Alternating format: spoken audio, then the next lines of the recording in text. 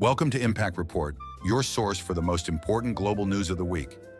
Let's dive into the biggest stories shaping our world. Munich Security Conference. Ukraine at the center of global tensions. This week, world leaders gathered in Germany for the 61st Munich Security Conference, an annual event where the most pressing global security issues are discussed. This year, the focus was clear: the war in Ukraine and Europe's role in global security. Ukrainian President Volodymyr Zelensky delivered a powerful speech, urging European nations to take greater responsibility for their own defense. He emphasized that Ukraine cannot withstand Russian aggression alone, and called for the creation of a European military force that could act independently of NATO. At the same time, he firmly rejected any peace negotiations led by the US without direct European involvement. This was in response to reports that US President Donald Trump is considering direct talks with Russian President Vladimir Putin. Zelensky warned that any deal made without Ukraine at the table would be both dangerous and unacceptable. The reaction from European leaders was mixed.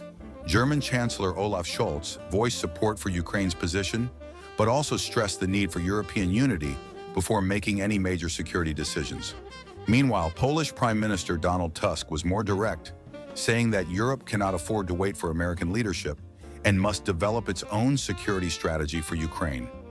Adding to the controversy, US Vice President J.D. Vance sparked criticism by focusing his speech on free speech issues in Europe, rather than addressing threats from Russia or China. His remarks were met with frustration, as European leaders had expected a stronger US commitment to Ukraine and NATO.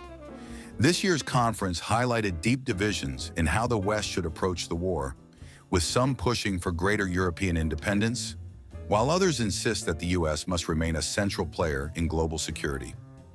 Health concerns over Pope Francis.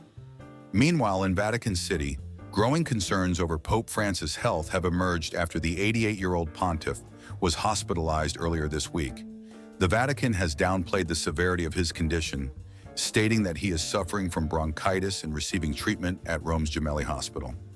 Despite official statements claiming that Francis is recovering well, his frequent health issues have raised speculation about his ability to continue leading the Catholic Church. This is now his fourth hospitalization since becoming Pope in 2013, and at his age, every health scare fuels discussions about a possible resignation, something that hasn't happened since Pope Benedict XVI stepped down in 2013. For now, all public appearances and scheduled meetings have been canceled until at least Monday. Vatican officials insist that Francis remains fully in charge, but questions about his long-term future as Pope will likely continue. Why these stories matter?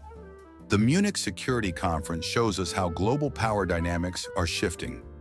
Europe is debating whether it should become more self-reliant in security matters, and tensions between US and European leadership are becoming more visible. At the same time, Pope Francis's health concerns could have major consequences for the Catholic Church.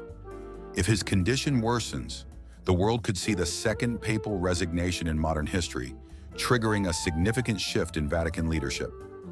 That's it for this week's Impact Report. Make sure to like, subscribe, and hit the notification bell to stay updated on the stories that truly impact our world.